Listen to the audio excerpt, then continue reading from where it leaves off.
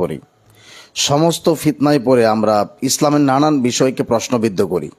এর মূল একটা কারণ, সেটা হলো তখন প্রশ্নবিদ্ধ করি বলতে আমাদের ইসলামের নানান ইস্যু নিয়ে আমরা অভিযোগ তোলা শুরু করি। আর এটা সবচেয়ে বেশি হয় যারা ইসলাম সম্পর্কে জানে না তাদেরই। কারণ হলো, আপনারা জানেন যে কোনো বিষয় নিয়ে কথা বলার জন্য সেটার একটা দবিতে ইলমি দরকার, জ্ঞানের একটা মৌলিক নিয়মকানুন নীতিমালা জানা দরকার। আপনি রাষ্ট্রবিজ্ঞান নিয়ে ততক্ষণ পর্যন্ত কথা বলতে পারবেন না যতক্ষণ না রাষ্ট্রবিজ্ঞানের আদ্যবন্ত আপনি না বুঝবেন, এর অল্লিগল্লি, এর সমস্যা এবং কি কি ধরনের জায়গাগুলো এখানে আছে, এই পূর্ণটা বোঝা অত্যন্ত জরুরি। এই জন্য যখন আমরা এই জিনিসটা না বুঝি তখনই কেবলমাত্র আমাদের ইসলামের নানান বিষয়ে প্রশ্ন জাগে। আপনারা জানেন যে ইসলামের যে বিষয়গুলোতে আধুনিক দুনিয়া এসে হামলা করেছে, তার মধ্যে নবী আলাইহিসসালাতু ওয়াসসালামের বহুবিবাহ, হযরত আম্মা জান আয়েশা রাদিয়াল্লাহু তাআলা আনহার অল্প বয়সে বিয়ে, এবং এরপরে গিয়ে আপনার কোরআনে কারীমের অনেক আলোচনাকে আধুনিক বিজ্ঞানের সাথে সংঘর্ষ বাঁধানোর চেষ্টা, হাদিসে রাসূল সাল্লাল্লাহু আলাইহি ওয়াসাল্লাম অথেন্টিক রিসোর্স কিনা এটা নিয়ে প্রশ্নবিদ্ধ করা ইত্যাদি, প্রত্যেকটা আলাদা আলাদা টপিক। আপনারা জানেন যে যত টপিক নিয়ে ইসলাম বিরোধীরা ইসলাম নিয়ে কথা বলে তার মূলে একটা কথাই, সেটা হলো কারো দবিতে ইলমি নাই, বা আপনি এটাকে অ্যানালাইটিক্যাল থিঙ্কিং করা। আপনি থিঙ্কিং করবেন কিভাবে যদি আপনার পুঁজি না থাকে? আপনার তো পুঁজি লাগবে। আপনি সেটা যুদ্ধ বলেন, সেটা রাষ্ট্র বলেন, সেটা রাজনীতি বলেন, যে কোনো বিষয়ে কথা বলার জন্য অত্যন্ত অভিজ্ঞ লোক হওয়া জরুরি। এখন আমাদের কোনো অভিজ্ঞতা পড়াশোনা যখন থাকে না, তখন আমরা তো নিজেকে এটা মানতে নারাজ যে আমি বুঝি না। কেননা আমি যে বুঝি না, আমার তো এটা বুঝতে হবে, আমি তো সেটাও বুঝি না। ফলেই আমাদের এই সমস্যাগুলো তৈরি হয়। তো আধুনিক যুগে মুসলিম আইডেন্টিটি ধরে রাখার এই প্রসঙ্গটা আজকে কেন আমার কাছে এতটা প্রাসঙ্গিক? এটা প্রথমত এই জন্য প্রাসঙ্গিক যে আমরা জানি যে আধুনিক সময়ে এসে কোনো মুসলিম তার নাম, তার পোশাক, তার চলন ভরণ এবং তার ধর্ম প্র্যাকটিস করা, ইসলাম প্র্যাকটিস করা, এই বিষয়গুলোকে করতে গিয়ে আধুনিক যুগের মানুষ হীনমন্যতায় ভুগছে। এটা আপনি অস্বীকার করার সুযোগ পাবেন না।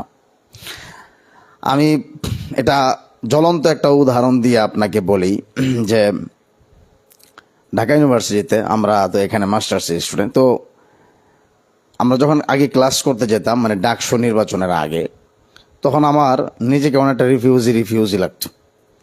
মানে ঢাকা ইউনিভার্সিটির যে পরিবেশ, ঢাকা ইউনিভার্সিটির যে পোশাক আশাক, এখানকার যে সংস্কৃতি, তো অনেকটা মনে হতো যে না, এটা আমাদের কোনো জায়গা না। বাস্তবতা এটাই, আমি প্র্যাকটিক্যাল বলতেছি। কিন্তু ডাকসু নির্বাচনের পরে এই জিনিসটা অনেকটাই হ্রাস পেয়েছে। কারণ জামাত ইসলাম, শিবির, ওরা যখন এসছে তখন তারা নামাজ পড়ে, তারা দাঁড়িয়ে রাখে, তাদের সাথে আমাদের তারা প্র্যাকটিসিং মুসলিম, তারা প্র্যাকটিস করে, ফলে এই জায়গাটা সহজ হয়ে গেছে। তো দেখেন, আধুনিক যুগে মুসলিম আইডেন্টিটি ধরে রাখা, মুসলিম পরিচয় ধরে রাখার এই সংকট, এটা সময়ের অত্যন্ত উল্লেখযোগ্য গুরুত্বপূর্ণ একটা টপিক। এটা আমরা এই দেশে ফেস করতেছি, বাহিরে এটা আরও প্রকট। আসুন আমি এটা নিয়েই কথা বলবো আজকে, আল্লাহ তাআলা তৌফিক দান করলে। প্রথমত আসি যে ইসলাম এবং মুসলমান, এর সূচনাটা আমাদের চিন্তা করতে হবে। আমরা যদি এই কথা বলার আগে বলি বুঝার জন্য যে ইসলাম এবং মুসলমান বা ইসলাম ধর্মটা মূলত তিনটা কথার উপর বা তিনটা ভিত্তির উপর মৌলিকভাবে টিকে আছে। এক নম্বর তাওহীদ, বা আপনি ঈমান বা জ্ঞান বলেন না। তাওহীদ বোঝার জন্য তাওহীদের ইলম লাগবে, ঈমান এবং ইলম।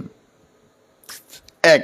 দুই, আল আদল, ন্যায় ও ইনসাফ।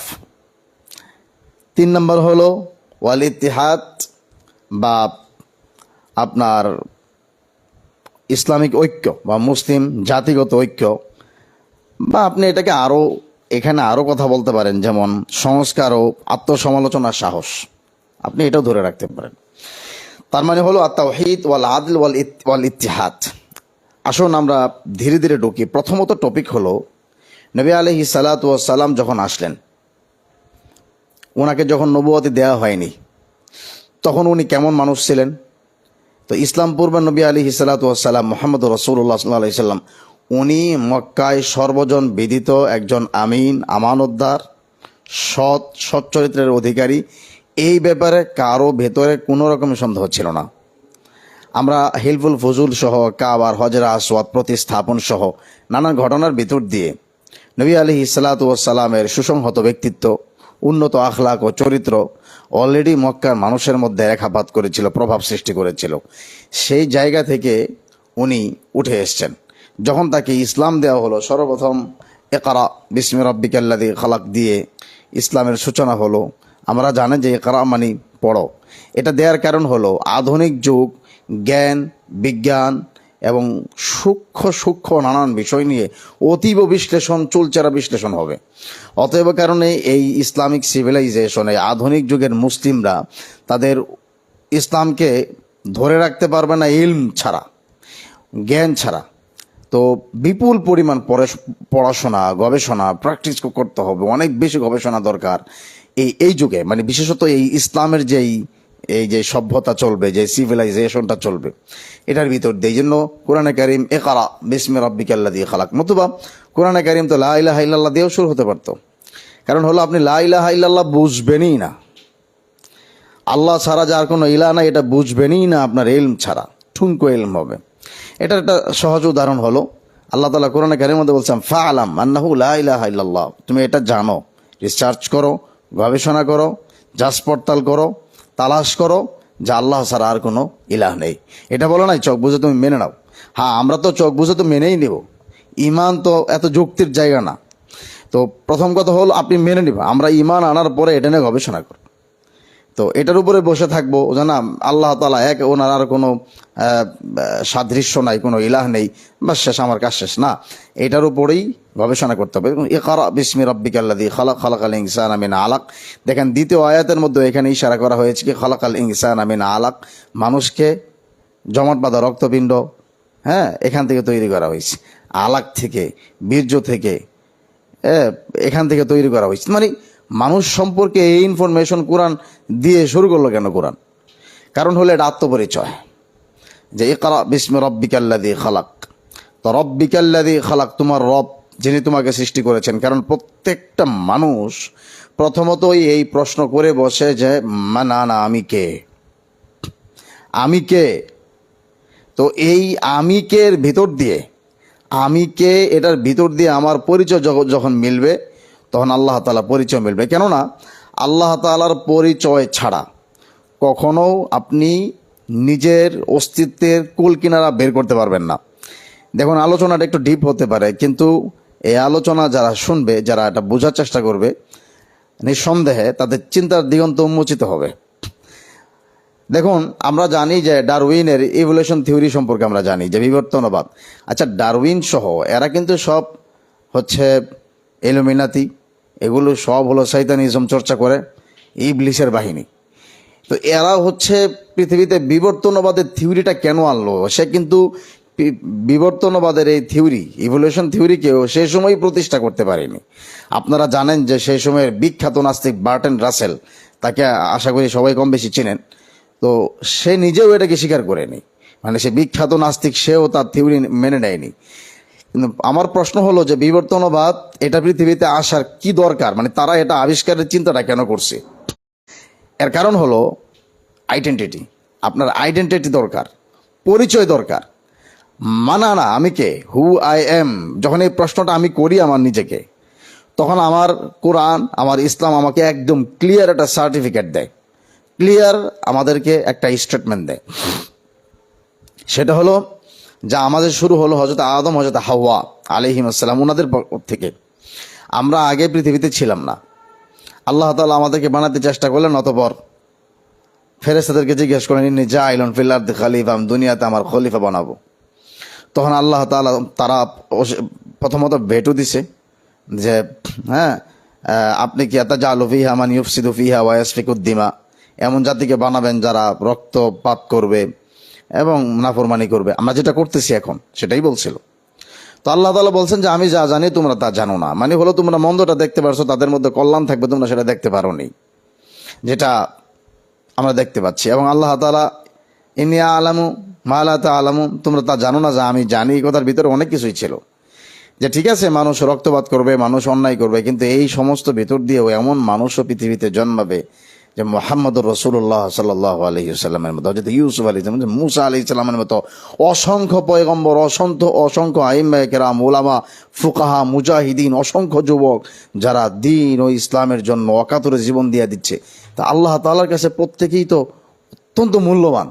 তো মূলত এটাই বলছি, ইন্নী আ'লামু মা লা তা'লামুন। হ্যাঁ, মন্দ তো থাকবেই, কিন্তু ভালো যারা আছে, কত কোয়ালিটির ভালো মানুষ দুনিয়াতে আসবে সেটা তোমরা জানো না।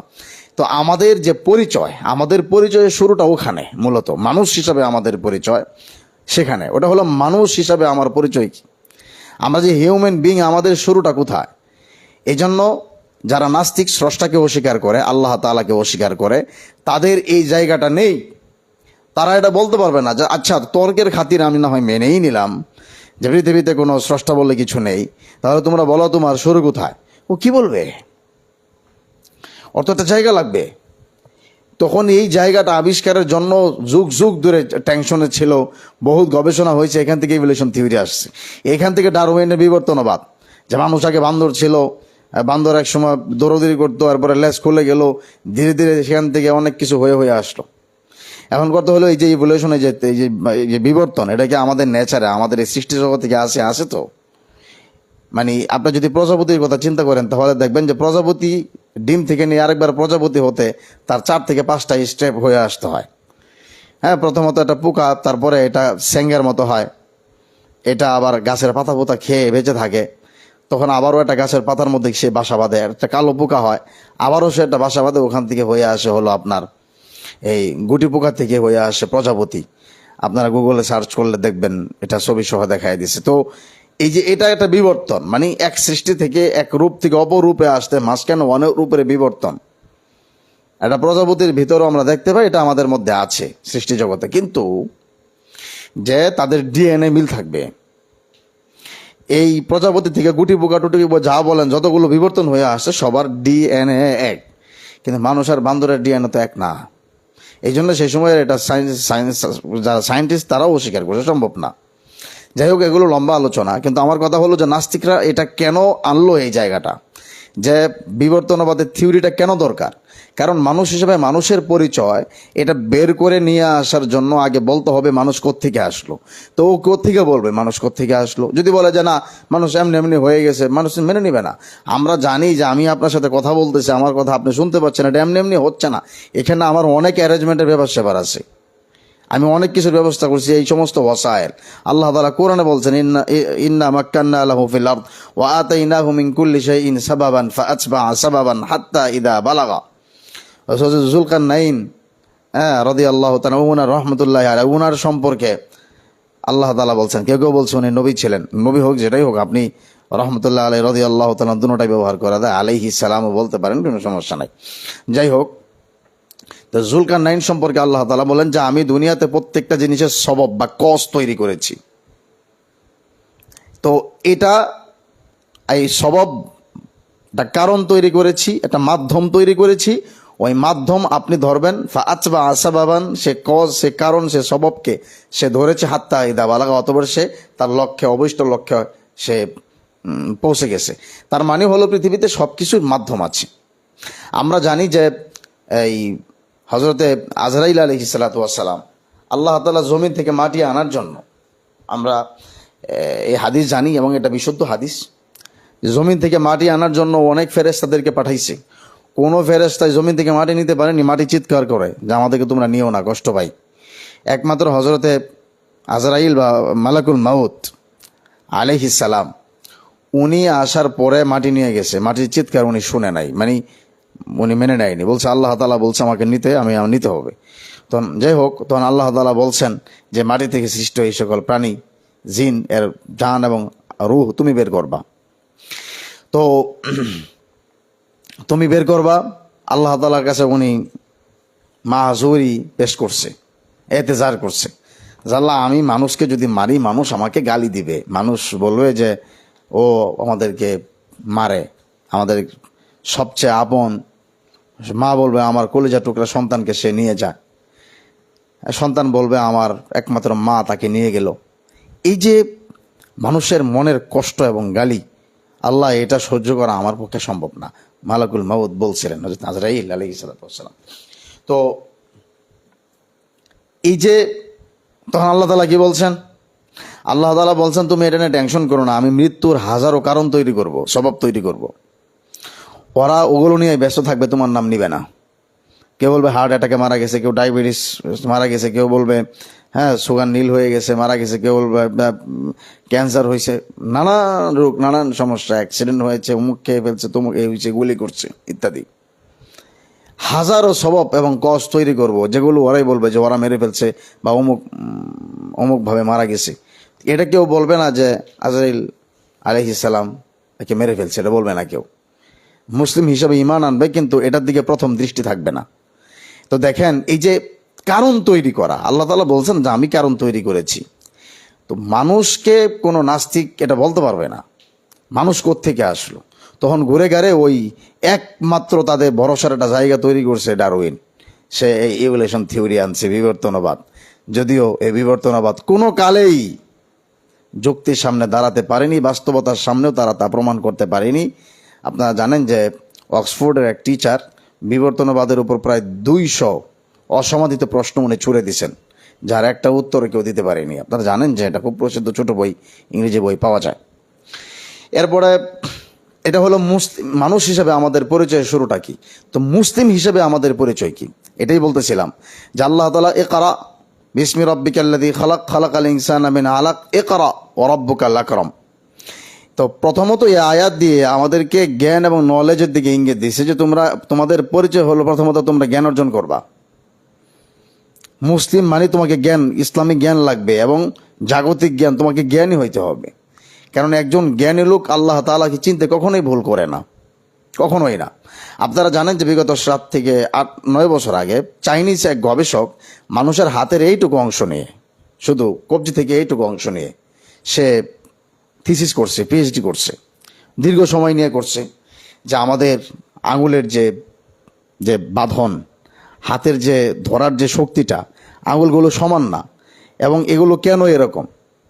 এবং আমরা জানি যে এক হাড্ডি এগুলো একটার সাথে জোড়া লাগানো না, এখানেও নাটবল্টু লাগানো, অর্থাৎ রগ রেশা ইত্যাদির মাধ্যমে এগুলো লাগানো, যেন আমরা স্কোপ ভালো করে ধরতে পারি এবং আমরা এটাকে খুব মোলায়েম করে কোনো জিনিসে গ্রিফট করতে পারি।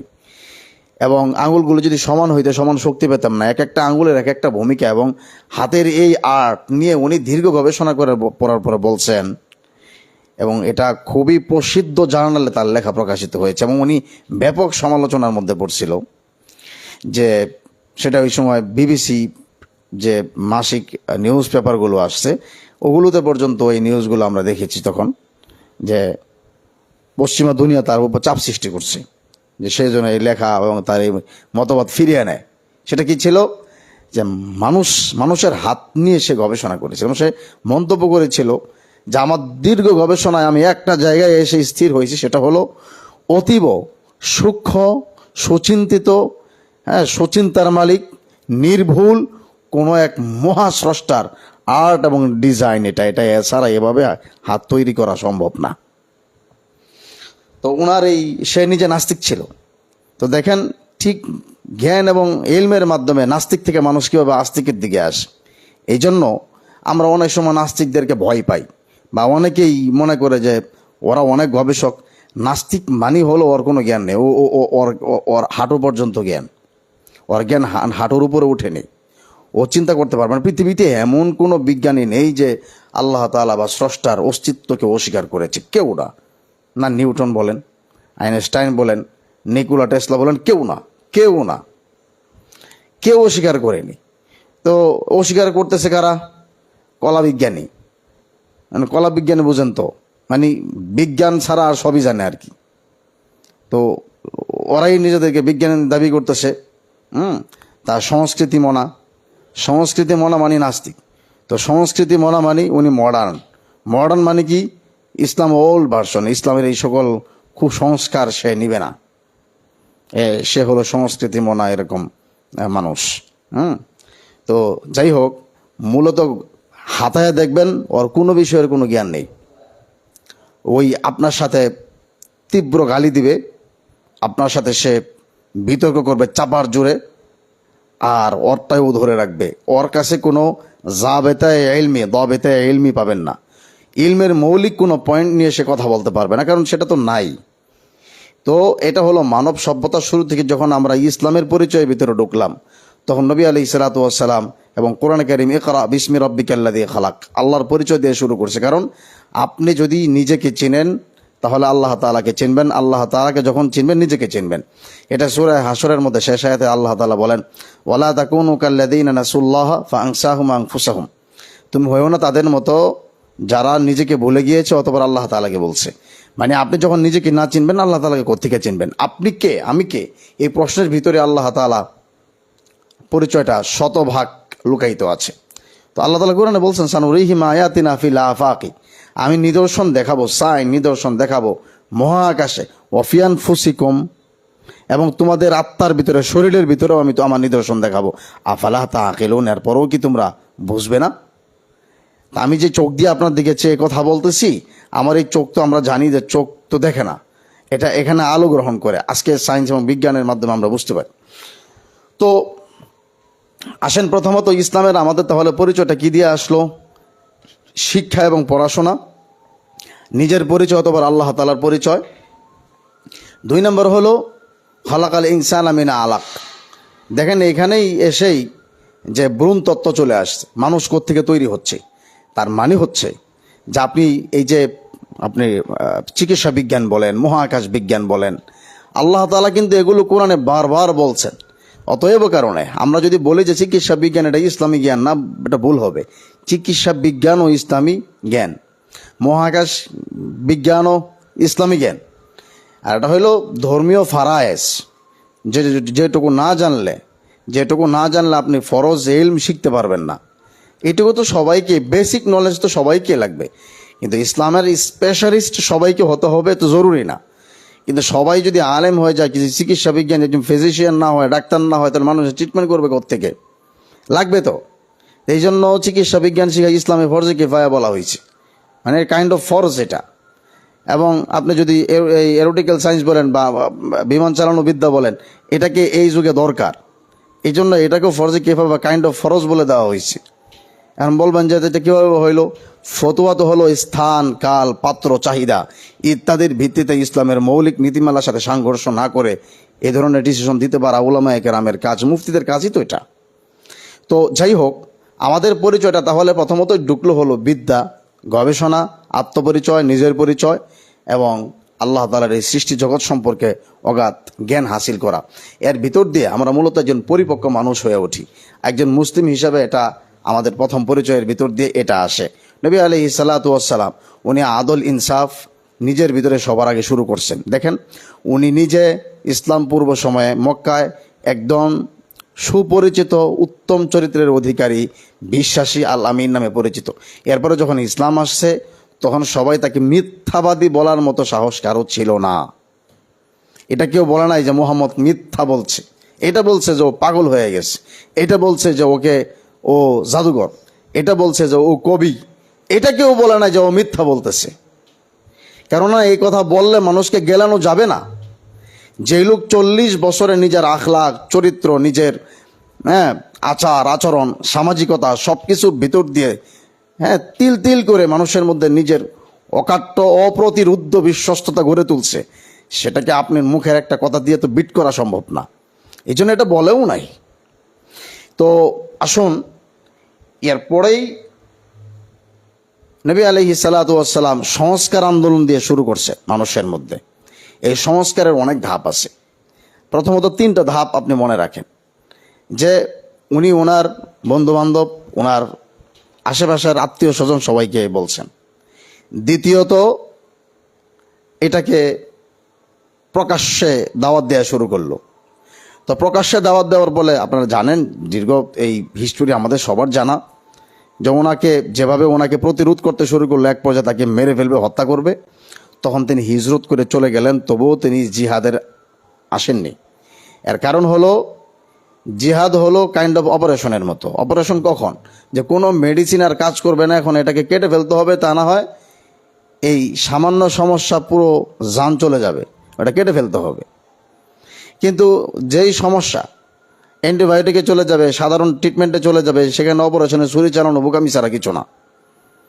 এই জন্য নবী আলাইহিস সালাতু ওয়াস সালাম এবং আল্লাহ তাআলা জিহাদের কোনো আয়াত, জিহাদের আদেশ করেননি সেই সময়টাতে, কারণ এটা সংস্কারের সময়।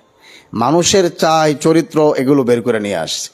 প্রকাশ্যে দাওয়াত দীর্ঘদিন পর্যন্ত গেছে। আপনারা জানেন যে লম্বা সময় পর্যন্ত এই সমস্ত ঘটনার পরে যখন সময় এসছে এবং প্রকাশ হয়ে গিয়েছে যে কাফেরদের মধ্য থেকে এমন এই অপারেশনের রোগী বিশাল এক দল আছে যারা নিজেরাই হলো ভাইরাস, এদেরকে না কাটা পর্যন্ত সমাজ নষ্ট করবে এবং আমাদের সমাজ মানব সত্তাকে ধ্বংস করে দিবে, তখনই হচ্ছে কি জিহাদের কথা আসছে। এবং একে একে জিহাদগুলো হলো আল্লাহ তাআলা খুব কঠিনভাবে তখন বলছেন। তো আমরা যদি এটা চিন্তা করতে পারি, তাহলে একজন মুসলিম হিসেবে আমাদের প্রথম পরিচয় হলো ঈমান, ইলম, বিদ্যা বুদ্ধি অর্জন করা। মুসলিম হিসেবে আমাদের এটা অতীব জরুরি এবং এটা ফরজ। দ্বিতীয়ত হলো সমাজ ও রাষ্ট্রে, ব্যক্তি ও পরিবারে ন্যায় ও ইনসাফ প্রতিষ্ঠা করা।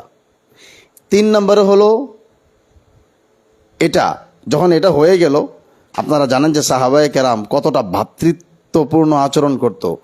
সেই হিজরতের পরে এমনও হয়েছে যার একাধিক বউ ছিল, স্ত্রী ছিল, তারা এক স্ত্রীকে ডিভোর্স দিয়ে, তালাক দিয়ে ইদ্যতের পরে মুহাজির ভাইকে তার বউ দিয়ে দিছে। আপনি ভাবতে পারেন, এই যুগে একটু চিন্তা করেন, নিজের বেলায় চিন্তা করেন আপনি যে কতটা ডেডিকেটেড হলে, এটা কোন ধরনের ডেডিকেশন, এটা কোন ধরনের ত্যাগ। এবং সবাই যার যার সম্পদকে, নিজের টাকাকে অর্ধেক করে দিয়ে দিছে মুহাজিরদেরকে, নিজের ঘর জমি দিয়ে দিছে। মানে এখন তো আপন ভাই ভাইকে জমির জন্য মেরে ফেলতেছে, সেখানে ওরা ইসলামের পরিচয়ে নিজের সব কিছু বিলীন করে দিছে, এটা ইসলামের পরিচয়। অতএব কারণে আমি যে বলছি যে আধুনিক যুগে মুসলিম আইডেন্টিটি ধরে রাখা, মুসলিম পরিচয় ধরে রাখা। মুসলিম পরিচয় কোত্থেকে ধরে রাখবেন? সবক ফের সে পর আমানত কা, দিয়ানত কা, শাজাআত কা। আপনার রশিয়া আল্লামা ইকবালের কথায় আসতে হবে। আইডেন্টিটি ধরে রাখার জন্য তো আপনার এগুলো লাগবে, ইসলামিক জ্ঞান লাগবে, পড়াশোনা দরকার, ইসলামকে জানতে হবে, আমাদের অনেক বেশি নলেজ দরকার, পড়াশোনা করা দরকার, ক্লিয়ার ধারণা দরকার। এরপরে নিজের ভিতরে ইনসাফ দরকার, নিজের পরিবারের ভিতরে ইনসাফ প্রতিষ্ঠা করা, সমাজের মধ্যে ন্যায় ও ইনসাফ প্রতিষ্ঠা করা, সমাধিকার, হ্যাঁ, এবং শোষণমুক্ত সমাজ এটা গড়ে তোলা। এরপরে যখন সাহাবায়ে কেরাম এরকম একটা দল, এমন একটা গ্রুপ, এমন একটা সমাজ তৈরি করতে পারলেন, তখন আসছে তৃতীয় প্রসঙ্গ। এটা হলো আপনার যে আল ইত্তিহাদ, ঐক্যের ভিত্তিতে রাষ্ট্র প্রতিষ্ঠা করা।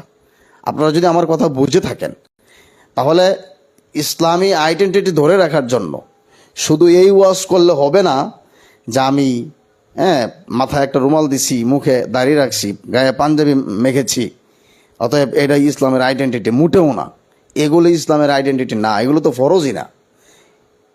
আমি যদি বলি যে রুমাল পরা সুন্নাহ, আমি কি এটা প্রমাণ করতে পারবো যে রুমাল পরা সুন্নাহ? তো নবী আলাইহিস সালাতু ওয়াস সালাম কি আমাদের মতো এরকম রুমাল পরতেন? না তো। তাহলে আমি তো এটাকে সুন্নাহ বলতে পারতেছি না। আমি যে পাঞ্জাবি পরে আপনার সামনে কথা বলতেছি, নবী আলাইহিস সালাতু ওয়াস সালাম কি এরকম পাঞ্জাবি পরতেন না তো। তার মানে আপনি এটাকে সুন্নাহ প্রমাণ করতে গেলেও আপনার খবর হয়ে যাবে। আমরা জানি যে নবী আলাইহিস সালাতু ওয়াস সালাম ফতোয়ার মতো পোশাক পরতেন, আমরা ফতোয়ার মতো পোশাক পরতেন এবং উনি চাদর পরতেন। এগুলো হলো আদাত, এগুলো হলো আদাত। ইসলাম কখনোই কোনো আদাত, মানে মানুষের যে অভ্যাস, এই অভ্যাসকে কখনোই ইসলাম ধ্বংস করে না। এই মানুষের আদাত, মানুষের চলন বলন, এটা মানুষের একান্ত ব্যাপার। ইসলাম এসে আমাদের পোশাকের বেলায় বলে দিছে ফরজ কতটুকু। নাভি থেকে নিয়ে হাড়ু পর্যন্ত সতর ঢেকে রাখতে হবে, খোলা রাখলে আপনার গুনাহ হবে। এরপরে হলো শরীরকে ঢেকে রাখা, এগুলো ভদ্রতা, সুন্নার ভিতরে পড়ে যে আপনি শরীরকে ঢেকে রাখবেন। কি দিয়ে রাখবেন? ওখানে কিছু কালার বলা আছে, যে যেমন লাল কালার, এগুলো না পরা হারাম করে দেয়নি, যে লাল কালারের কিছু পরা হারাম করে দেয়নি। এগুলো পুরুষের জন্য কেউ বলছেন মাকরু, মানে কেননা নবী আলাইহিস সালাতু ওয়াস সালাম যে চাদর পরছেন সেখানে ডোরা কাটা লাল কালার ছিল, তো শুধু লালকে আপনি হারাম বলতে পারবেন না। মানে এটা পুরুষের জন্য কিছু অল্প কিছু চকচকে কালারগুলোকে এটাকে নিবৃত্ত করা হয়েছে মহিলাদের জন্য, এটা ওদের সৌন্দর্য। এই তো, এরপরে তো পোশাকের কোনো মূলনীতি বলেনি। তারপরে হলো কি, এখানে আপনি বেশিতে বেশি আরেকটু সামনে আগাইলে যে আবু দাউদের যে হাদিস আছে, মান তাশাব্বাহা বিকওমিন ফাহুয়া মিনহুম, তাসবিহ বি কওমিল কুফার, যে কাফের সম্প্রদায় তাদের সাথে সাদৃশ্য। তো সাদৃশ্য মানে কি? একজন কাফের, সে হচ্ছে শার্ট পরে, তো মুসলিমরা শার্ট পরলে কি কাফের হয়ে যাবে? না।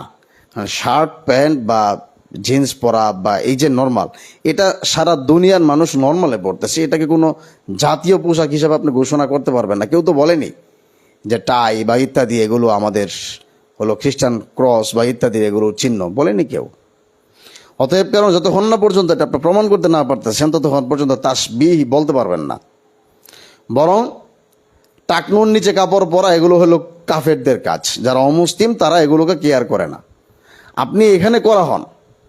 নবী আলাইহিস সালাতু ওয়াস সালাম বলছেন যে মা আসফালা মিনাল কাবাইন, এই যে কাবাইন আমাদের যে টাকনু এর নিচে যে ইজার হয় মানে লুঙ্গি বা কাপড় হয়, এগুলো মিনান্নার, এগুলো জাহান্নামে যাবে। তো আপনি এখানে এসে কথা বলেন। তারপরে ধরেন আমি একজন মাদ্রাসার ছাত্র, আমি যদি টুপি ছাড়া ঘুরি, তা আপনি কি এটা বলতে পারবেন যে টুপি ছাড়া ঘুরতেছে একজন হুজুর মানুষ? না, বলতে পারবেন না তো। নবী আলাইহিস সালাতু ওয়াস সালাম টুপি ছাড়া তো অসংখ্য সময় উনি কাটাইছেন, মাথা খোলা রাখছেন। আমরা সামাইলে তিরমিজিতে হযরত আলী রাদিয়াল্লাহু তাআলা আনহু থেকে জানি, উনি বলছেন, সেই লম্বা হাদিস এবং প্রসিদ্ধ হাদিস, যে সমস্ত মদিনার মানুষ উকি ঝুঁকি ওনাকে দেখতেছিল, কে যেন ঘোড়ার উপর দিয়ে আসতেছে, তার লাল ডোরাকাটা চাদর ছিল, বাতাসে উড়ে যাচ্ছিল এবং চুলগুলো বাতাসে উঠতেছিল। তো এই হাদিস দ্বারা বুঝতেই পারে যে নবী আলাইহিস সালাতু ওয়াস সালাম দীর্ঘ পথ সফর করে আসছে, ওনার মাথায় টুপি ছিল না। অতএব কারণে কোনো কিছুকে আপনি একান্ত সুন্নত বলতে পারবেন না। আর সেখানে 5 করলে আর 20 করলে তো বহুত দূরের কথা। তো এগুলো কোনো মুসলিম পরিচয়ের মৌলিক জায়গা না। ইসলাম যেটাকে হারাম করেছে সে হারামের হদ বা সীমা ধরে রাখা, এবং যেটা সুন্নাহ সুন্নাহর মধ্যে থাকা, শরীর ঢেকে রাখা সুন্নাহ। এখন আপনি শালীন পোশাকের মাধ্যমে শরীর ঢেকে রাখবেন, টাকনুর নিচে আমরা পরবো না, এবং মহিলারা তারা পর্দা করবে। তো পর্দা তারা কতটুকু করবে? মুখ হাত খোলা রাখবে কিনা? এখানে যেহেতু ইসলাম ক্লিয়ার করে বলেনি, তার মানে হলো এটা সংস্কৃতির সাথে পার্থক্য হবে। পশ্চিমা দুনিয়াতে শুধু মুখটা খোলা রেখে বোরকা পরার নামে হিজাব, মানে এটাই পর্দা, অনেক বড় পর্দা। ওখানে ওদেরকে এইটুকু পর্দায় স্বীকৃতি দেন আপনি। আর আমাদের দেশের সংস্কৃতি মুখ ঢেকে রাখা, আলহামদুলিল্লাহ এটা কামেল পর্দা। আপনি এটাকে এখানে উৎসাহিত করেন যে আমাদের দেশে আমরা পরিপূর্ণ পর্দা মেনটেন করতে পারতেছি, আলহামদুলিল্লাহ। কিন্তু আপনি আপনার বোরকা পরে যদি আমেরিকার ওই মেয়ে যে মুখটা খোলা রেখেছে, কেননা আপনারা জানেন যে নারীদের প্রতি যে চাহিদা, এই চাহিদা দেশ ও সংস্কৃতি ভেদে ভিন্ন ভিন্ন জায়গা। আপনার আমার এই সংস্কৃতির ভিতরে নারীদের এক জায়গায় চাহিদা, আমেরিকানদের চাহিদা সেম জায়গায় হবে জরুরি না। অতএব কারণে এই আপনি যদি কোনো আমেরিকান নারীকে মুখ খোলা রাখার কারণে এটা বলেন যে না সে তো পর্দা করে না, সেটা ইউজ, ভাই এটা খেয়ানতি হবে। কেননা মুখ এবং হাতের এই যে অংশগুলো ঢেকে রাখার ব্যাপারে ক্লিয়ার নস বলা হয়নি, ইল্লামা দহারা মিনহা। কোরআনে ইল্লামা দহারা মিনহা বলে যতটুকু বলছে, যতটুকু খোলা জরুরি, মানে কথাটা কিন্তু আম। অতএব কারণে আমি কিন্তু এটা বলতেছি না যে মুখ খোলা জায়েজ আছে। আমাদের দেশের ফতোয়া এটা হবে না, কারণ আমি আগেই বললাম যে ফতোয়া কাকে বলে, স্থান কাল পাত্র ভেদে ফতোয়া দেয়া। তো আমাদের এই এশিয়াতে এটা কমন, মুখ ঢেকে রাখা। অতএব এখানকার এটাকে ওয়াজিব ফতোয়া দেন, মুখ ঢেকে রাখা, শেষ। এটা এখানকার ফতোয়া এটাই। কিন্তু আমেরিকাতে আবার এই ফতোয়া আপনি চালাইতে পারবেন না, কেননা সেখানে মুখটা খোলা রেখে বাকিটুকু শরীর ঢেকে রাখা অনেক বড় পর্দা, ওখানে ওইটুকুই রাখেন। এখন বলবেন যে এক ইসলাম দুই দেশে যখন দুই রকম হয়ে গেল, এটা ইসলাম না, এটা ফতোয়া। এগুলো হইল নাওয়াজেল, এগুলো কাদা, এগুলো একজন মুফতি সে সমাধান দিবে, স্থান কাল পাত্রভেদ। আপনারা জানেন যে শেখ বিন বা শেখ উসাইমিন সহ আরব বিশ্বের সমস্ত ওলামায়ে কেরাম বলছে এক দেশের লোকেরা যেন অন্য দেশের মুফতির কাছে ফতোয়া জিজ্ঞাসা না করে। কারণ কি? কারণ আপনার সমস্যা সে কোত্থেকে বুঝবে, আপনার সংস্কৃতি সম্পর্কে সে কোত্থেকে জানবে। ঠিক একইভাবে এটা যেরকম সত্য, এটা সবাই জানি আমরা যে এক দেশের সংস্কৃতির মানুষের ফতোয়া অন্য দেশের মানুষ দিবে না। একইভাবে যুদ্ধের ময়দানে যারা জিহাদ করে তাদের ফতোয়া আপনি এখানে বসে দিতে পারবেন না। আপনি জীবনে যুদ্ধের ময়দানে যান নাই, জিহাদ মানুষ কীভাবে করে আপনি জানেন না। এখানে বসে আপনি বলে দিচ্ছেন অমুক জঙ্গি তমুক, এটা তমুক, হ্যাঁ কট্টরপন্থী তমুক এটা করছে, মানে আপনি যাহা তাহা বিচার করে ফেলাইছেন।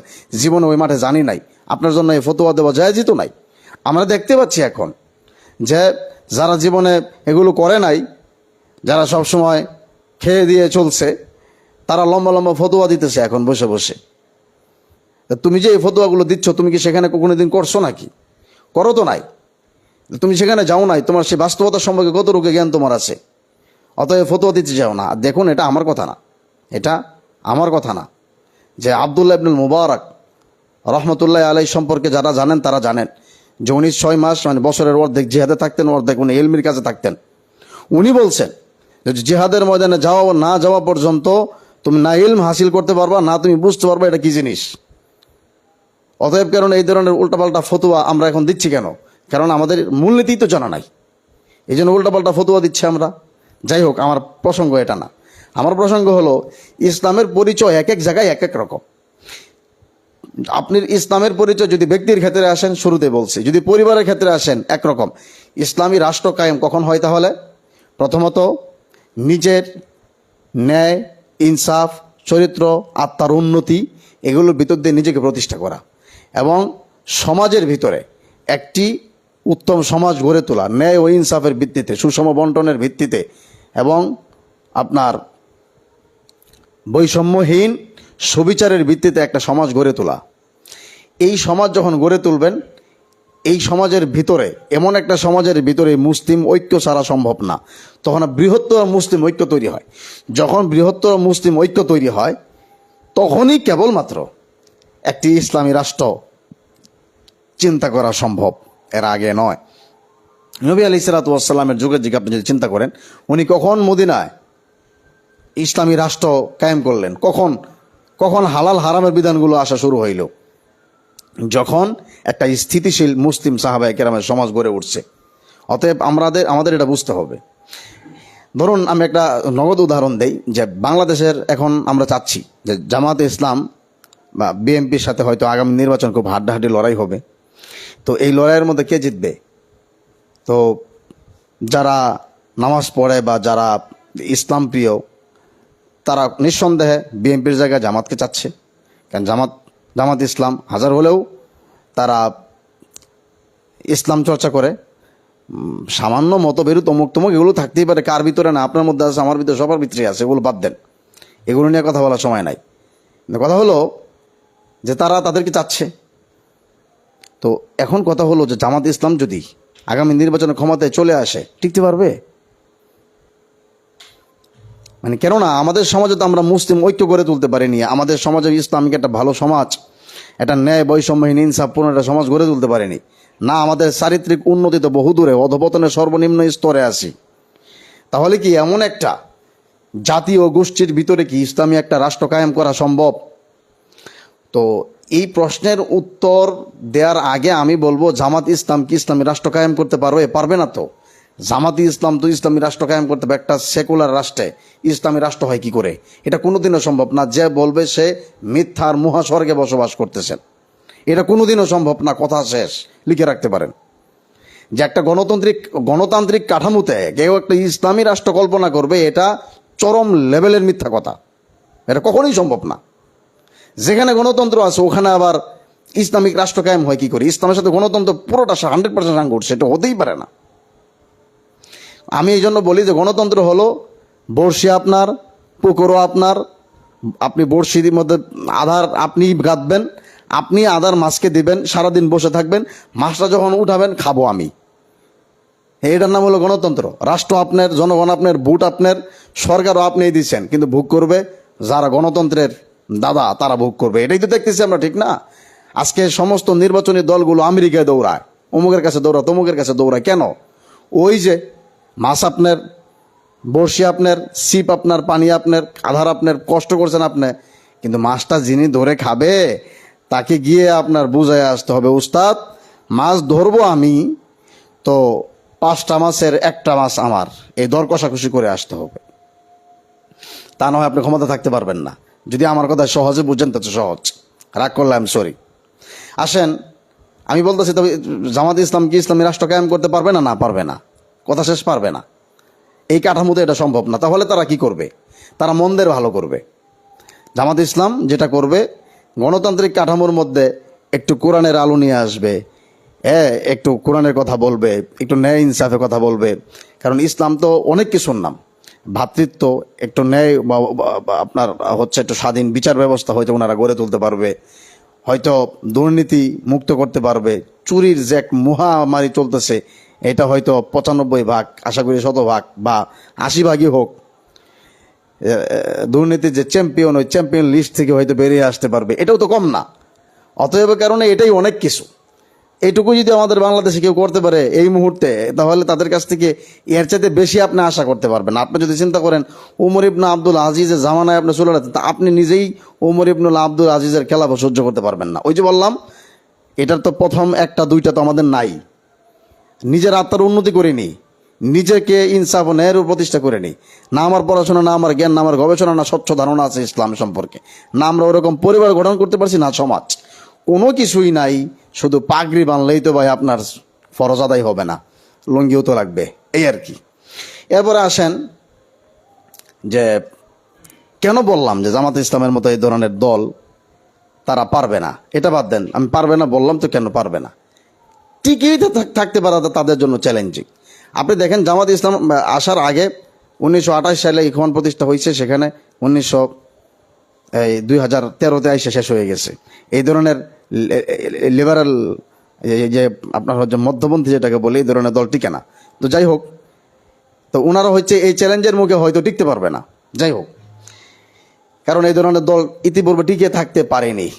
তার মানে হলো, আমি যদি বলি যে ইসলামী আইডেন্টিটি বা ইসলামী পরিচয়, সেটা রাষ্ট্রের বেলায় একরকম, আপনার ব্যক্তির জায়গায় একরকম, যা আপনি শালীন পোশাক পরবেন। শালীন পোশাক বলতে সুন্নাহ কমপক্ষে ফরজটুকু আপনি আদায় করবেন। এরপরে পরিবারের সাথে আপনারা জানেন যে স্ত্রীর সাথে কী আচরণ করা, মাতা পিতার সাথে কী আচরণ, আপনি আমাদের এগুলো জানা আছে। এই জায়গায় আমাদের এটা ফিট করা। এখন বলবেন ইসলামের পরিচয় রাষ্ট্রের ক্ষেত্রে কি? রাষ্ট্রের ক্ষেত্রে আলাদা। আল্লাহ তাআলা বলেন যে ইয়া দাউদ ইন্না জাআলনাকা খলিফাতান ফিল আরদি ফাহকুম বাইনান নাসি বিল কিসত ওয়া লা তাত্তাবিল হাওয়া। আমি আসমানি কিতাব যে তোমাদেরকে দিছি, এটা দিয়ে রাষ্ট্র প্রতিষ্ঠা করার জন্য, বিচার করার জন্য, এই জন্য দিছি। অতএব কারণে তোমরা যদি এটা দিয়ে না করো, হ্যাঁ, তাহলে আমাল্লাহ মাহকুম বিমা আনজালাল্লাহু ফাউলাইকা হুমুল ফাসিকুন অথবা কাফিরুন। মানে দুই রকম আয়াতই আছে। ফাসিকুন কখন? আপনি স্বীকার করেন যে এটা ইসলামী রাষ্ট্রের পক্ষে, কিন্তু আপনি সেটা মানতেছেন না, আপনি ফাসেক। আপনি স্বীকারই করেন না ইসলামী রাষ্ট্র ব্যবস্থার কথা, আপনি বরং সেকুলার ধর্ম নিরপেক্ষ রাষ্ট্রের কথা বলেন, তাহলে ফাউলাইকা হুমুল কাফিরুন, আপনি ঈমান চলে যাবে। কথা শেষ। এই কথার পরে কোনো কথা নাই। বললাম ফাসেককে, যে স্বীকার করে এবং সে জানে এটা বাস্তবতাকে, সে স্বীকার করে, সে মনে প্রাণে চায়ও, কিন্তু সে করতেছে না, যে কোনো কারণে হোক সে নিজেই করতেছে না, ফাসিকুন। আরেকটা হলো সে চাই না এটার কে সে অস্বীকার করে, এটা মনে করে না এই যুগে এটা সম্ভব না, ইত্যাদি। ফাউলাইকা হুমুল কাফিরুন। আপনি বলবেন হুজুর এটা কি কাফিরুন, কাফের, খারিজুন আনিল মিল্লাহ? উলামায়ে কেরাম বা ছাত্র যারা আছে তারা বুঝবে। এটা কি এমন কাফের যে একদম ইসলাম থেকে বের হয়ে যায়? জি, এটা এমন কাফের যেটা ইসলাম থেকে বের হয়ে যায়। দলিল সূরা আরাফ। সূরা আরাফের মধ্যে আল্লাহ তাআলা বলেন ওয়ানাদা আসহাবুন নারি আসহাবাল জান্নাহ। জাহান্নামীরা জান্নাতীদেরকে বলবে যে আন আফিদু আলাইনা মিনাল মাই আও মিম্মা রাযাকাকুমুল্লাহ। তোমাদেরকে আল্লাহ তাআলা যে পানি, যে রিজিক দিয়েছে, ওখান থেকে প্লিজ আমাদেরকে একটু দাও, আমরা অনেক কষ্ট করতেছি। জান্নাতীরা কি বলবে? ভাই তোমার দিলে কি আমার কমে যাবে নাকি? কিন্তু তোমাদেরকে তো দিতে পারবো না। কেন? ইন্নাল্লাহা হাররামাহুমা আলাল কাফিরিন। আল্লাহ তাআলা জান্নাতের পানি, রিজিক এগুলো কাফেরদের জন্য হারাম করে দিয়েছে। তো কাফেরটাকে দেখেন, আল্লাহ তাআলা কাফেরের পরিচয় দিচ্ছে। এটা হলো রাষ্ট্রীয় কাফের, মানে এর রাষ্ট্রীয় ইসলামের ক্ষেত্রে দেখেন কি বলতেছে, আল্লাযীনা ইত্তাখাযু দীনাহুম লাহওয়ান ওয়া লাইবান ওয়া গাররাতহুমুল হায়াতুদ দুনিয়া। যারা এই দিনকে হেলাফেলার পাত্র মনে করে ছেড়ে দিয়েছে, এটাকে প্র্যাকটিস করেনি, এটা সম্পর্কে বললে বিরূপ মন্তব্য করছে, এরকম যারা আছে এরাই মূলত কাফের। ভাই এরপরেও যদি আপনারা বলেন যে সংজ্ঞায় ভুল হয়েছে, তাহলে আপনি এই আয়াত দেখে আসুন। এই আয়াত আপনি দেখে আসুন। এটা ক্লিয়ার কাট কথা, পৃথিবীর সমস্ত মানুষ মিলে এই কথা কাটতে পারবে না, কথা শেষ। তো তার মানে হচ্ছে আপনি যদি এই বিচার করেন তাহলে আমাদের দেশের মুসলিমদের সংখ্যা কত পার্সেন্ট হবে? 90 না 95% বলেন না, সেটা 20% নিচে চলে আসবে। আমি দুঃখিত এত কড়া করে বলার জন্য, কিন্তু এটা বাস্তবতা, উপলব্ধি করলে তো করতে পারবেন। এরপরে জানি যে নবী আলাইহিস সালাতু ওয়াস সালামের নবুয়ত এবং উনার যে সংস্কার হাদিস এবং এগুলোর ভিতর দিয়ে সাহাবায়ে কেরামের ন্যায় ও ইনসাফের ভিতর দিয়ে ইসলামকে যে ব্যাপকভাবে প্রতিষ্ঠা করছিল। আমি আপনাদেরকে সেই রোম, যখন খালিদ ইবনুল ওয়ালিদ যুদ্ধ করে, আপনারা জানেন যে পুরোটা ক্র্যাকডাউন দেওয়া ছিল, 1 মাস 2 মাস পর্যন্ত ক্র্যাকডাউন দিয়ে রাখছে, কোনোভাবেই সেখানে ঢুকতে পারতেছে না। যখন প্রতিপক্ষের 2 লক্ষ সেনার এক কমান্ডার, তার নাম ছিল জারাহ, ও খালিদ ইবনুল ওয়ালিদকে হাত ইশারা করে মুবারাজা করার জন্য সামনে আসছে। আইসা বলছে, খালিদ আমি তোমার সাথে কথা বলতে চাই যুদ্ধ করার আগে। উনি বলছে ওয়েলকাম। তখন বলছে, তোমাকে যে সবাই সাইফুল্লাহ বলে, আসলে কি তোমার নবী আসমান থেকে আল্লাহ তাআলার পক্ষ থেকে কি তোমাকে কোনো তরবারি দিয়েছে, যে তরবারিতে তুমি যুদ্ধ করার কারণে কেউ তোমাদের সাথে পারে না? দেখেন কত সুন্দর প্রশ্ন। তখন খালিদ ইবনুল ওয়ালিদ বলেন যে না, বিষয়টা এরকম না। তখন উনি ইসলাম তুলে ধরছেন যে ইসলাম কী জিনিস, এবং যখন উনি বলেন যে আমি যখন ইসলাম গ্রহণ করি, তখন বলছে আনতা সাইফুম মিন সুয়ুফিল্লাহ, আমাকে বরং তিনি এটা উপাধি দিছেন, এবং বলছে যে তোমরা আসলে কি বলো? তো উনি বলেন আমরা বলি যে শাহাদাতু আল্লা ইলাহা ইল্লাল্লাহ ওয়া আন্না মুহাম্মাদুর রাসূলুল্লাহ। তখন উনি বলেন যে আমরা আদল ইনসাফের কথা বলি, আমরা সবাই সব মানুষ সমান এই কথা বলি, আমরা ভ্রাতৃত্বের কথা বলি, আমরা কোনো ধরনের জুলুম এবং অত্যাচারকে শতভাগ নির্মূল করি, আমাদের মধ্যে কেউ ছোটো বা কেউ বড় নয়, কেউ কেউ কারো কাছ থেকে শ্রেষ্ঠত্ব নয়, যতক্ষণ না পর্যন্ত তার তাকওয়া এবং ক্ষুধা ভীরুতার মাধ্যমে যেটা আল্লাহ তাআলা জানে আমরা জানি না। এই কথাগুলো শোনার পরে উনি বলেন যে তাহলে তোমরা এর মাধ্যমে বিজয় অর্জন করো, এবং সেখানে ইসলাম গ্রহণ করে আপনি অবাক হবেন যে সে জারাহ নামে সেই কমান্ডার, 2 লক্ষ বাহিনীর কমান্ডারকে নিয়ে খালিদ ইবনুল ওয়ালিদ রাদিয়াল্লাহু তাআলা আনহু তাঁবুর ভিতরে ঢুকলেন, ঢুকে 2 রাকাত নামাজ পড়ছে। নামাজ পড়ার পরে আবারও যুদ্ধ শুরু হইল। উনি খালিদ ইবনুল মুসলিমদের পক্ষ হয়ে যুদ্ধ করে, এবং সেই যুদ্ধে উনি শহীদ হয়ে যান। এমন মানুষ যে জীবনে অনলি 2 রাকাত নামাজ, নফল নামাজ পড়েছিল। কোন পরিচয়ের ভিত্তিতে ভাই? এটা হলো ইসলামের যে ইনসাফ, ভ্রাতৃত্ব, যে ন্যায় ও নিষ্ঠা, এগুলোর ভিতর দিয়ে। তাহলে এটা হলো ইসলামের গুরুত্বপূর্ণ একটা পরিচয়। এরপরে ইসলামের আরেকটা গুরুত্বপূর্ণ পরিচয় হলো যে মূলত ইসলামকে আপনি এই কথায় 3 ভাগে ভাগ করতে পারেন। আমরা জানি হযরত ওমর ইবনে খাত্তাব রাদিয়াল্লাহু তাআলা থেকে বর্ণিত এই হাদিস মুসলিম শরীফ, ইবনে মাজাহ এবং আবু দাউদে এসেছে এই হাদিস। যখন হযরত জিবরাইল আলাইহিস সালাতু ওয়াস সালাম শাদীদু বায়াদিস থাওব, খুব শুভ্র পোশাক পরে উনি দূর থেকে আরাবি, একজন গ্রাম্য লোকের মতো হয়ে আসছে। মা ইউরা আলাইহি আসারুস সাফারি, আপনারা হাদিস জানেন, প্রসিদ্ধ হাদিস। উনি যখন আসছে শরীরে কোনো সফরের কোনো প্রভাব ছিল না। আসার পরে নবী আলাইহিস সালাতু ওয়াস সালাম ফা আসনাদা রুকবাতাইহি ইলা রুকবাতাইহি, তার হাঁটুর সাথে হাঁটু মিলে সূচা হয়ে বরাবর করে বসলেন। এই হাদিসের ব্যাখ্যা লম্বা, হয়তো কোনো একদিন আলোচনা করলে করা যাবে। তো প্রথম প্রশ্ন কি করলেন? মাল ইসলাম। উনি বললেন যে আল ইসলাম শাহাদাতু আল্লা ইলাহা ইল্লাল্লাহ, ইসলাম এই জিনিস।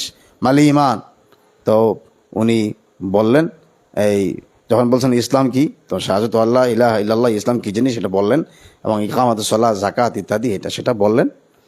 এরপরে ইমানের প্রশ্ন করলেন, তো উনি ইমানের পরিচয় দিলেন যে ঈমান আন তুমিনু বিল্লাহি ওয়া মালাইকাতিহি ওয়া কুতুবিহি, এটা বললেন।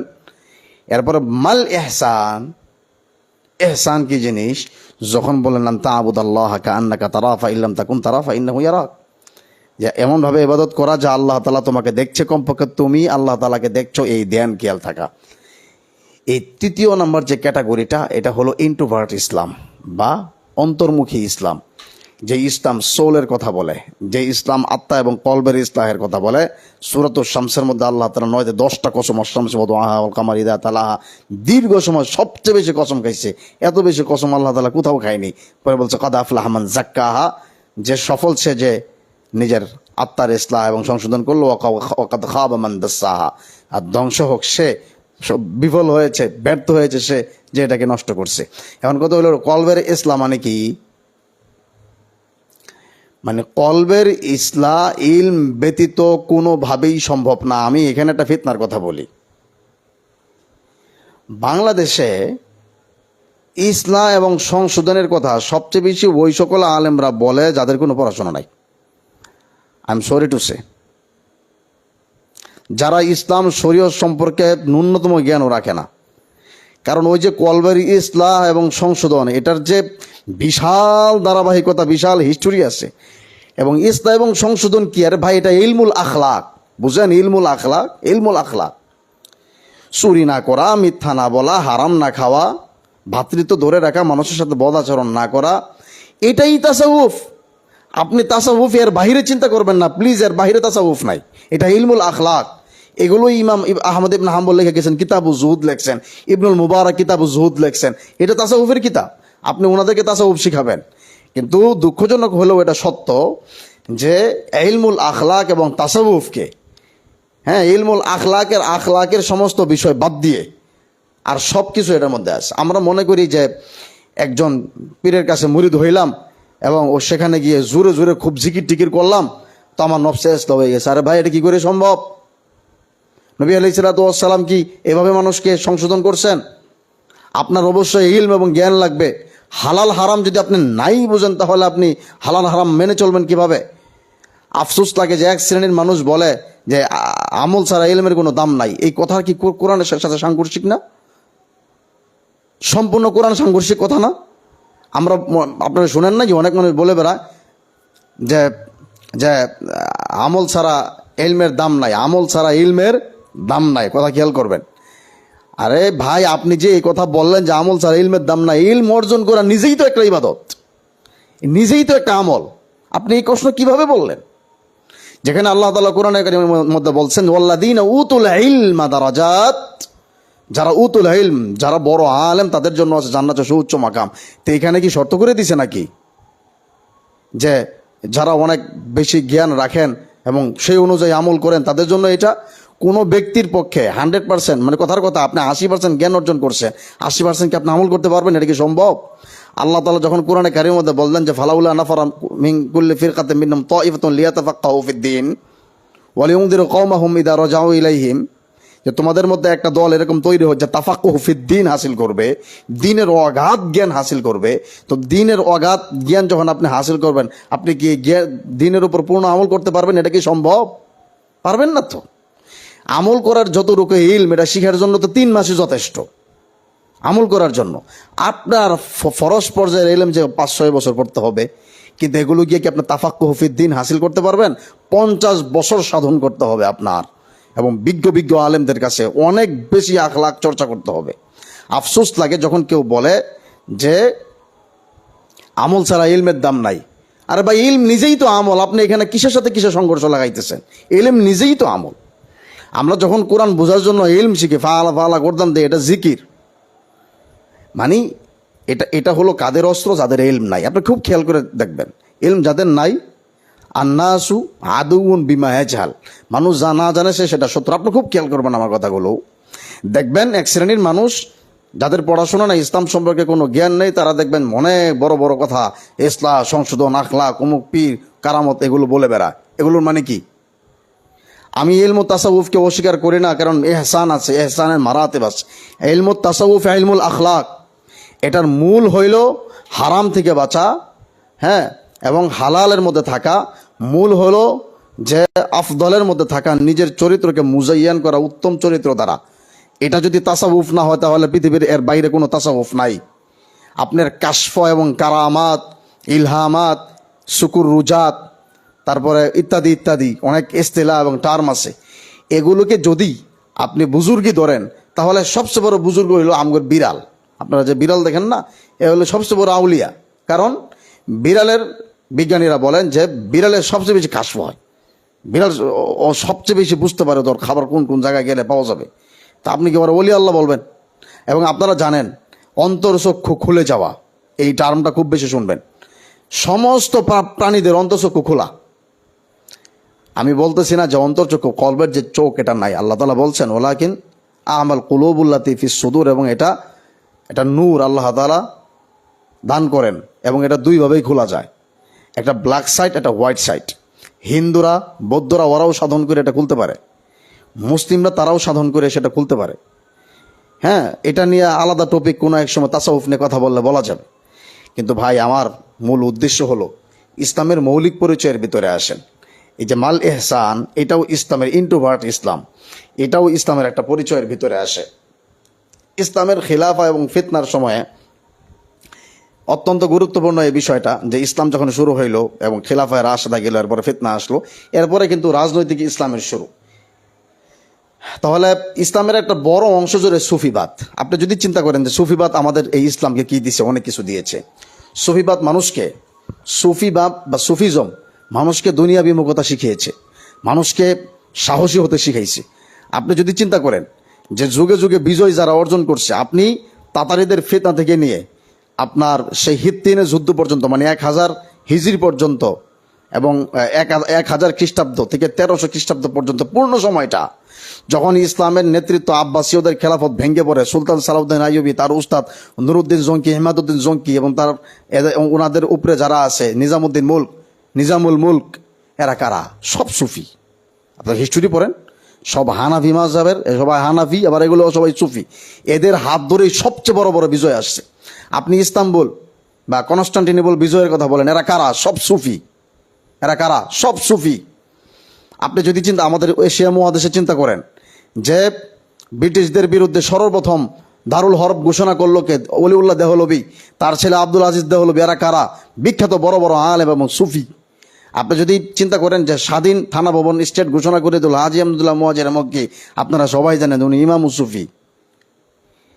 তো এই যে দেশে ইসলাম, দেশের শিক্ষা, দেশের সংস্কৃতি সব কিছুই সুফি তাসাউফ, এদের হাত ধরে আসতে আপনি সেটাকে অস্বীকার করতে পারবেন না। অতএব কারণে আমরা এই সময়ে এসে, আধুনিক যুগে এসে, যখন আমরা মুসলিম আইডেন্টিটির কথা বলি, পোশাক আশাক ইত্যাদির ভেতর দিয়ে, তখন আমাদের বুঝতে হবে যে আমরা যেন লা তারকানু ইলাল্লাযীনা যালামু, হ্যাঁ, এটার ভিতরে না পড়ি। যারা অত্যাচারী, যারা জালেম, এদের সাথে আমাদের পোশাক আশাক, কালচার, অমুক তমুক লাইফস্টাইল সাদৃশ্য রেখে আমাদের চলতে হবে। যেন আমি যদি একটু পাঞ্জাবি পরি, একটু টুপি পরি, আমি যদি একটু রুমাল পরি, তাহলে আমার পরিচয় দিতে কষ্ট হয়। এই জায়গা থেকে, হীনমন্যতা থেকে বের করে নিয়ে আসতে হবে। বরং আপনার মাথায় টুপি থাকবে, মুখে দাঁড়িয়ে থাকবে, মাথায় রুমাল থাকবে, গায়ে পাঞ্জাবি জুব্বা থাকবে, আপনি জ্ঞানে গুণে গবেষণায় হবেন স্মার্ট। তাহলেই এই দেশ ও জাতি চিন্তা করবে যে এরা জ্ঞানী এবং এদের অবদান আছে। ওই জায়গায় আপনাকে আসতে হবে। আপনি সেই জায়গায় আসার নামে খবর নাই, শুধু পোশাক আশাক নিয়ে আমরা যদি ধরে বসে থাকি, তাহলে আপনি গুড ইসলামিক আইডেন্টিটি ধরে রাখবেন কিভাবে? এটা কখনোই সম্ভব না। এই জন্য ইমাম ইবনুল কাইয়্যিম জাওজিয়ার কথা বলে আলোচনা শেষ করে দিচ্ছি। উনি বলেন, ইমাম ইবনুল কাইয়্যিম আল জাওজিয়া বলেন, আল ইসলাম লা ইউহারিবুল আদাত। ইসলাম আমাদের যে উরফ, আমাদের যে প্রচলন, আমাদের যে অভ্যাস, আমাদের চালচলন, এগুলোকে কখনোই ইসলাম মোকাবেলা করে না। বরং ইসলাম কি করে? ইন্নামা ইউকাউইমুহা ওয়া ইউহাযযিবুহা। ইসলাম এগুলোকে সংস্কার করে দেয়। এটা এভাবে না এভাবে, এটা এভাবে না এভাবে, এটা এভাবে না এভাবে। ইসলাম এগুলো করে, আমাদের আদাতকে কখনোই সংঘর্ষের ভিতরে আনে না। আজকে আপনি পর্দা নিয়ে যদি কথা বলেন, নারী অধিকার নিয়ে যদি কথা বলেন, আপনি যতগুলো প্রসঙ্গ আছে, আপনি নিরপেক্ষ দৃষ্টিতে যদি চিন্তা করতে পারেন, আপনার যদি অগাধ জ্ঞান এবং ইলম থাকে, তাহলে দেখবেন ইসলাম এখানে সঠিক ছিল। সর্বশেষ একটা উদাহরণ দেই। আমরা জানি যে ইসলামী আদালত কখনোই ভিডিওকে এভিডেন্স হিসেবে নেয় না। আমরা জানি সেটা, যে কোথাও একজনে জিনা করছে এবং সেটা কেউ ভিডিও করছে, এই ভিডিওটাকে ইসলামী আদালত এভিডেন্স হিসাবে নেয়নি এবং ইসলাম এটা নিবে না। তো দীর্ঘদিন পর্যন্ত এটা নিয়ে সমালোচনা ছিল যে একটা ভিডিও ক্লিপ কেন এভিডেন্স হতে পারে না, দলিল হতে পারে না। এটা আমি ভিডিও করেছি, এটা অথেন্টিক ভিডিও, এটা আপনি কেন নেবেন না? কেন নেয়নি? এটা নিয়ে কিন্তু ব্যাপক ইসলামের বলছে যে ইসলাম ওল্ড ভার্সন, ইসলাম আধুনিকতার সাথে ইসলাম যায় না, এগুলো বলে কিন্তু কম কথা হয়নি। কিন্তু এই সময়ে এসে যখন এআই তৈরি হলো, এখন বলেন তো কোন ভিডিও রিয়েল আর কোনটা ফেক? আপনি ভাই করেন তো খুঁজা। আর ওই সময় যদি, যখন এআই তৈরি হয়নি, আজ থেকে 10 বছর আগে, 5 বছর আগে চিন্তা করেন, 3 বছর আগেই চিন্তা করেন, 5 বছর আগে, 10 বছর আগে চিন্তা করেন, সেই সময় যদি ইসলাম ভিডিওকে এভিডেন্স হিসাবে নিত, তাহলে এআই তৈরি হওয়ার পরে আপনি ইসলামের উপর প্রশ্ন করতেন না যে ইসলাম তো এআই তো ফেক ভিডিও বানায়, এখন তো পার্থক্য করতে পারতেছি না, এখন ইসলাম কি বলবে? এখন ইসলাম নিশ্চয়ই বলবে যে ভিডিও দলিল হিসেবে নেওয়া যাবে না। আর তাহলে ইসলাম সময় মতো আইসা তার সিদ্ধান্ত চেঞ্জ করলো। ইসলাম এমন বিধান কখনোই দেয় না যেটা যুগ ও যুগের চাহিদার কারণে তার মৌলিক বিধানের পরিবর্তন হয়, আপনি একটাও দেখাইতে পারবেন না। আপনি দেখেন ভিডিও এভিডেন্স নেয়নি ইসলাম। এখন এআই তৈরি হওয়ার পরে আমাদের হুঁশ আসছে, আরে ইসলাম এই জন্যই দেয়নি। আল্লাহ তাআলা জানেন যে এগুলো আসবে, এটা কখনোই মৌলিক দলিল হতে পারে না, এটাই ইসলাম। আপনি ইসলাম সম্পর্কে অগাধ যদি জ্ঞান হাসিল করেন, তবেই আপনি ইসলামী আইডেন্টিটি ধরে রাখতে পারবেন, আপনি বুঝতে পারবেন, মুসলিম হিসেবে আপনার পরিচয় হবে চমৎকার। কিন্তু এটা না হলে আপনি পারবেন না। অতএব কারণে আমাদের এই জন্য অনেক বেশি জ্ঞান, গবেষণা, নিজের ব্যক্তি পরিচয়, পড়াশোনা, ব্যক্তি, পরিবার, সমাজ ও রাষ্ট্রে ন্যায় ও ইনসাফ, ঐক্য, সংহতি, ভ্রাতৃত্ব, এই সব কিছুই ধীরে ধীরে প্রতিষ্ঠা করতে হবে। এরপরেই একমাত্র আমাদের পক্ষে একটি ইসলামী রাষ্ট্র এবং ইসলামী দুনিয়া খিলাফা প্রতিষ্ঠা করা সম্ভব। একই সাথে আমরা যদি জ্ঞান অর্জন করি, স্মার্ট হই, জ্ঞানের মাধ্যমে ইসলামকে গগাধভাবে জানার মাধ্যমে ইসলামিক ডিপ ফিলোসফি যদি আমরা বুঝতে পারি, তবে আমাদের ইসলামী আইডেন্টিটি, ইসলামী পরিচয় মানুষের সামনে আমার কথা, আমার গেট আপ, আমার সব কিছু দিয়ে এমনিতেই প্রকাশ পাবে, আমি স্বাচ্ছন্দ্যে তা প্রকাশ করতে পারবো। এটাই আশা করি আলোচনা বুঝতে পারছেন। আল্লাহ তাআলা আমাদেরকে আমলে তৌফিক দান করেন। এই পর্যন্ত আজকে আলোচনা। ওমা আলাইনা ইল্লাল বালাগ। আমি ঠিক আছে, এই পর্যন্ত শেষ করছি। যারা এই এতক্ষণ পর্যন্ত আমাদের সাথে ছিলেন সবাইকে অসংখ্য ধন্যবাদ। আসসালামু আলাইকুম রহমতুল্লাহ।